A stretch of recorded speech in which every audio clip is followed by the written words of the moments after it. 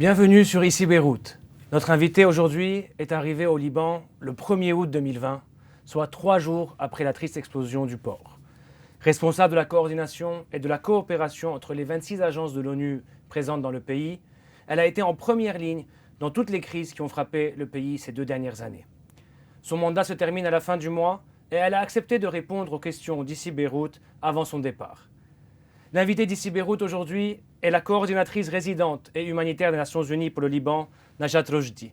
Bonjour et merci d'avoir accepté notre invitation. Bonjour. Najat Rojdi, première question, après ces 2 dernières années difficiles pour le pays, et j'imagine difficiles pour vous, est-ce que vous êtes soulagée de partir devant l'ampleur des problèmes?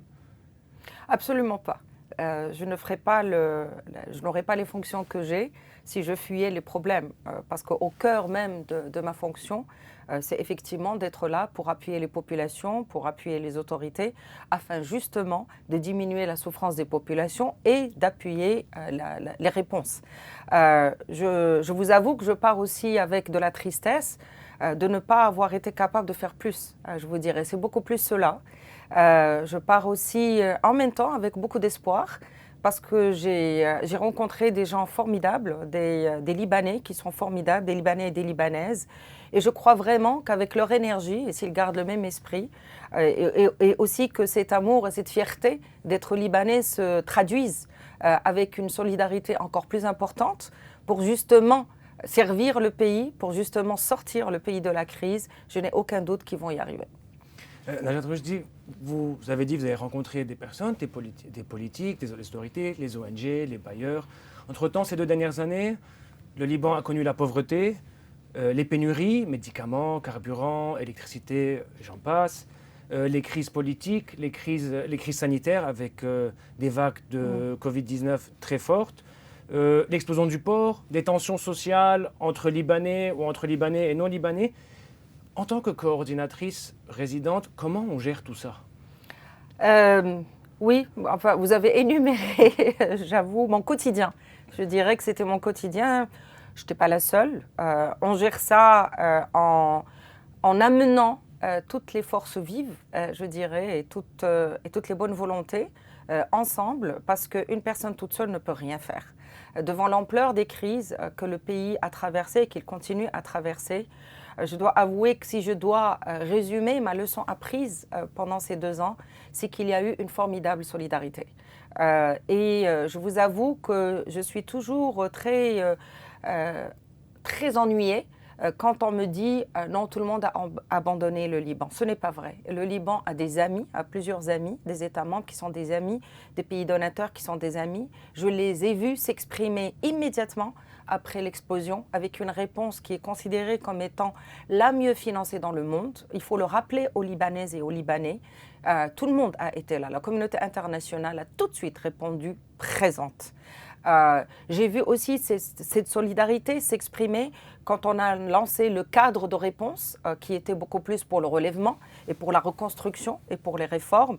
Et à ce moment-là aussi, la communauté internationale a répondu présent, bien sûr avec l'appui des Nations Unies. Et j'ai vu, encore une fois, la communauté internationale venir en toute solidarité pour répondre aux besoins humanitaires qui, cette fois-ci, malheureusement, étaient les besoins humanitaires des Libanaises et des Libanais, et pas seulement les besoins humanitaires des réfugiés et des migrants, évidemment. Vous avez parlé du cadre de réponse après l'explosion, donc c'est le 3RF, si je ne me trompe pas. Donc le 3RF, vous avez parlé aussi de la réponse pour les Libanais qui sont dans besoin humanitaire, c'est le ERP. Donc nous avons aujourd'hui au Liban plusieurs réponses. Donc nous avons, si je ne me trompe pas, le LCRP, qui est la réponse liée à la crise syrienne, qui répond aux besoins de la communauté syrienne et de la communauté hôte. Il y a le ERP qui répond aux besoins de toutes les communautés présentes au Liban, libanais et non libanais aussi, les migrants, si je ne me trompe pas. Et nous avons le 3RF qui est la réponse de Beyrouth. Nous avons plusieurs réponses de l'ONU au Liban. Et en janvier, durant une interview exclusive aussi pour Ici Beyrouth, vous disiez que il y avait des travaux qui avaient commencé pour unifier ces réponses sur l'ensemble du territoire pour qu'il n'y ait pas de distinction entre communautés, entre nationalités, qu'il y ait une réponse unifiée, organisée. Où en sont ces travaux aujourd'hui? Oui, alors il faut comprendre notre fonctionnement. Je veux dire, quand il y a un désastre et une tragédie telle que l'explosion du port de Beyrouth, nous sommes obligés d'amener une réponse très spécifique parce que cette réponse est limitée dans le temps. Et c'était le cas, effectivement. Et vous aviez une première partie qui était une réponse purement humanitaire. Et comme je vous le disais, ça a été la mieux financée dans le monde. Et la deuxième phase était une réponse de relèvement, de reconstruction et de réforme, d'où le 3RF. L'objectif du 3RF, c'était de sortir de la réponse humanitaire qui n'est jamais la vraie, qui n'est jamais la réponse durable. L'humanitaire, on vient, quelqu'un est blessé, on lui met un pansement et on attend qu'il voit le chirurgien ou le physio, etc. La première partie de 3RF est déjà exécutée. Il faut aussi le dire parce que vous savez, le 3RF, c'est pour ça qu'il y a 3, il y avait 3 composantes. La première composante qui est la partie centrée sur les personnes affectées, et donc c'était la reconstruction des hôpitaux, la reconstruction des écoles, la reconstruction des maisons, c'était les soins, etc. La deuxième partie, c'est la partie reconstruction. Bon, là, il y a encore beaucoup de choses à faire parce que la reconstruction du port de Beyrouth fait partie de cette deuxième composante. Mais cette deuxième composante vient avec un certain nombre de besoins de réformes fondamentales dans la loi des marchés publics et d'autres éléments. Sur ces deux parties, comme vous le savez, j'ai pas besoin de développer. Il y a encore beaucoup de travail à faire. Donc ces deux parties-là vont rester. Ce qu'il faut aussi ne pas oublier, c'est que le 3RF est venu avec une nouvelle gouvernance, où ce n'était pas les Nations Unies travaillant tout seuls, la Banque mondiale travaillant toute seule, les donateurs travaillant tout seuls, les ONG et le gouvernement bien sûr seul, mais on a vraiment amener encore une fois toutes les forces vives ensemble. Et c'est dans ce même effort, dans ce même esprit, qu'on a fait communiquer les différentes réponses. La réponse à la crise syrienne, le LCRP, est une réponse qui existe depuis 11 ans et c'est sa 12e année. Et ça, c'est une réponse très spécifique qui reste là tant qu'il y a effectivement des réfugiés syriens ici et tant que les communautés hôtes sont dans ces besoins. La réponse ERP pour les besoins des Libanais et des migrants, bien sûr, parce que vous savez, malheureusement, la crise économique a donné un phénomène de migrants qui ont perdu leurs emplois. Donc, ce qu'on a fait, et qui est la chose à faire, c'est que, on fait des analyses des besoins communes, conjointes. Donc Libanais et migrants. Tout le monde. Tous ceux qui ont besoin d'une assistance, on vient, toutes les équipes viennent, parce que vous savez, au sein des Nations Unies, les mandats diffèrent. Et c'est très important de respecter ces mandats, parce que c'est à travers ces mandats qu'il y a aussi l'expertise et qu'il y a la redevabilité, etc. Donc il ne s'agit pas pour nous de changer les mandats, mais il s'agit pour nous de venir tous ensemble, à travers les différentes composantes des Nations Unies, mais aussi des ONG et des pays donateurs, et de se dire maintenant, malheureusement, étant donné le changement du profil du pays par rapport aux besoins humanitaires, nous allons avoir une cartographie de tous les besoins, quel que soit le statut de la personne. Et ça, c'est un principe humanitaire fondamental. Et vous savez, les principes humanitaires, c'est l'indépendance, l'impartialité, l'humanité et la neutralité. Vous ne pouvez pas être impartial si vous n'avez pas une idée de tous les besoins. Et donc ça, c'est quelque chose qui est en train de se passer déjà sur le terrain. Ce sont des besoins humanitaires. Je parle des besoins humanitaires. Le pays a aussi besoin de développement. Absolument. Pour que ce ne soit pas, comme vous dites, juste un pansement et on ne fait rien après, tandis que... Tout à fait. Et ça, nous l'avons adressé à travers le nouveau cadre de coopération qui a été signé avec le gouvernement. Et donc, c'était avec son Excellence, Monsieur le Premier ministre, et moi-même en tant que coordonnateur résident. Et dans ce cadre de coopération, on est arrivé avec un nouveau concept qui est le développement d'urgence. Vous savez, le développement en général, ce sont des projections sur 6 ans, 10 ans. Aujourd'hui, pour sortir justement le pays de la crise humanitaire et le mettre sur beaucoup plus le chemin du relèvement pour préparer en fait un meilleur développement, il était fondamental qu'on focalise sur une période uniquement de 3 ans, ce qui est exceptionnel parce qu'en général, les cadres de coopération des Nations Unies, c'est plutôt 5 ans. Donc, on a pu négocier avec nos propres sièges, toutes les agences, pour avoir 3 ans Et la focalisation, elle était sur quels sont les secteurs où nous avons des besoins humanitaires. Alors, nous allons dès le départ, non seulement, bien sûr, apporter l'assistance humanitaire, et ça c'est un impératif, on ne le fait pas tout seul, on le fait avec les ONG, on le fait en collaboration avec le gouvernement, mais définitivement avec l'appui des donateurs. Et ces secteurs-là, on voit immédiatement quelles sont les actions pour passer très vite de l'humanitaire vers le relèvement. C'est ce qu'on appelle l'approche Nexus. On en parle beaucoup, ici on l'applique. Donc, en fait, donc là, le nouveau cadre pour 3 ans a aussi, comme vous le dites, besoin d'une coopération avec les autorités. Donc, j'imagine besoin de réformes de la part des autorités, ces fameuses réformes qu'on demande au Liban depuis plusieurs années. Absolument. Les réformes, ce n'est pas le cas de coopération qui en a besoin, c'est le Liban qui en a besoin. Et personne d'autre que les autorités peuvent mener les réformes. Je veux dire, on peut être là, on peut appuyer, on peut apporter de l'assistance technique et tout le monde est tout à fait disposé à le faire, mais ce n'est pas ni notre rôle, ni notre mandat de faire les réformes. C'est aussi dans ce cadre que pour la première fois, on a un cadre de coopération et d'appui au Parlement de toutes les agences des Nations Unies. Je veux dire, les agences fonds et programmes des Nations Unies ont l'habitude d'appuyer à travers seulement leur secteur. Aujourd'hui, nous avons vraiment pour la première fois une stratégie d'appui. Un élément important de ces stratégies d'appui, c'est d'apporter l'assistance technique quand on nous le demande, évidemment, pour appuyer les réformes. Le cadre de coopération est sous le leadership du gouvernement. Je veux dire, il n'y a pas de développement sans les institutions. Il faut quand même être très clair. Autant pour l'assistance humanitaire, on peut bien sûr travailler avec les ONG et avec les donateurs. Pour le cadre de coopération, pour le développement, ça c'est la responsabilité et le mandat des autorités. C'est le mandat des institutions publiques, c'est le mandat du gouvernement, c'est le mandat du Parlement, c'est le mandat de tous ceux qui sont en charge au niveau du pays. Donc vous avez parlé du Parlement, du gouvernement, de ces personnes en charge qui ont été nouvellement élues il y a 2 mois durant les élections législatives qui sont déroulées en mai.